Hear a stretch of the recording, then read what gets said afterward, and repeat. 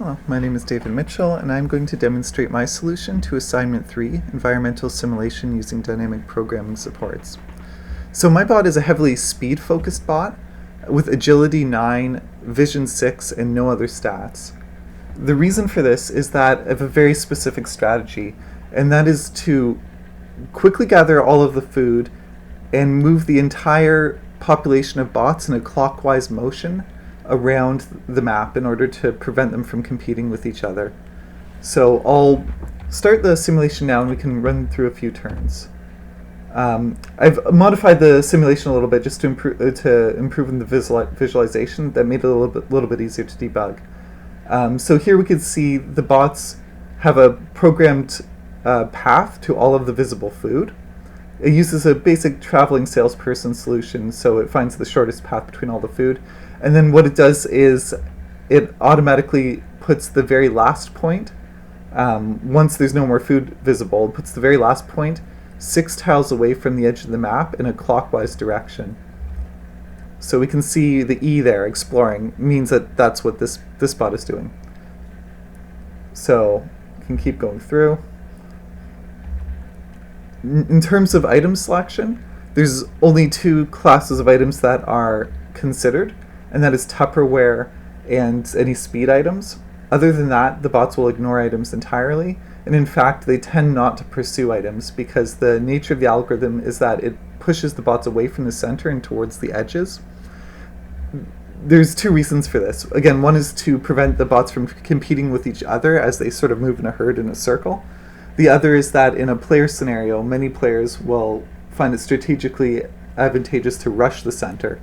So these bots will take advantage of that tendency and then move around on the outside edges, eat all of the food very quickly, and then by the time the items are collected in the middle, there won't be any food left. At least that's the idea.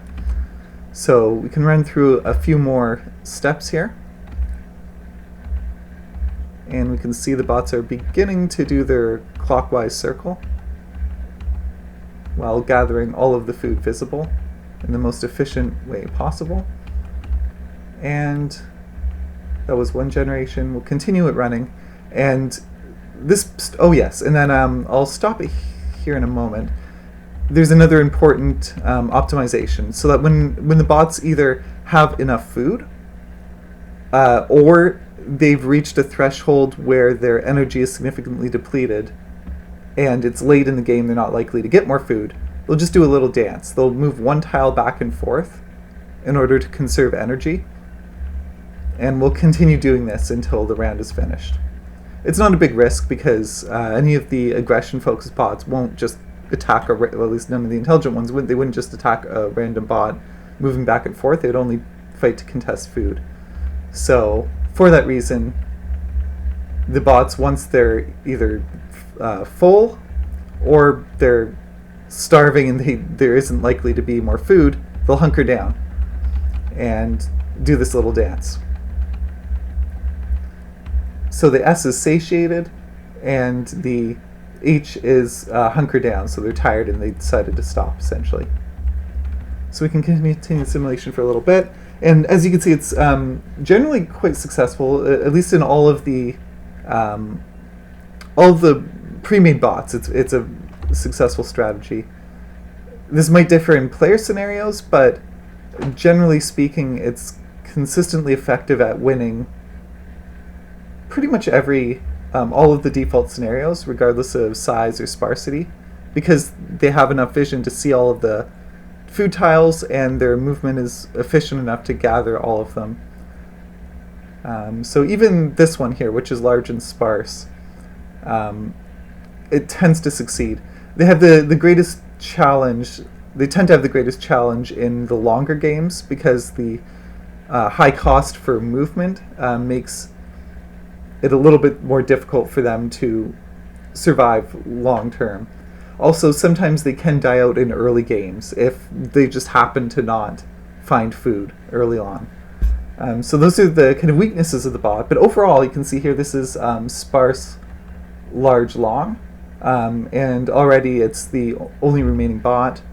In dense, small, long, same thing will happen here. Dense, small, short, which is the exact opposite. Same pattern. Eventually, the invalid target bot is the only bot remaining. Yep, so I mentioned we stepped through the demo, went through a number of ticks there, explained the item strategy, that the Tupperware is valued along with speed items, and no other items are considered.